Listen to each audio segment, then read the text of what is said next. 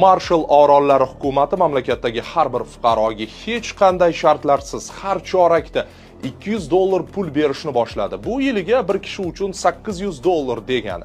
E'tiborli jihati, pulni olgan fuqaroga hech qanday majburiyat yuklanmaydi. Ko'plab rivojlangan davlatlarda hukumat tomonidan ajratilgan yordam pulini ma'lum xarajatlar uchungina ishlatish mumkin. Masalan, bolalarni sport to'garaklariga berish yoki yashil texnologiyalar xarid qilish. Moliya vaziri David Polning so'zlariga ko'ra, dastur narxlar oshib borayotgani sababli mamlakatni tark etayotgan odamlarni qo'llab-quvvatlash uchun ishlab chiqilgan. Pullar AQSh bilan kelishuv asosida tashkil etilgan maxsus jamg'armadan to'lanadi.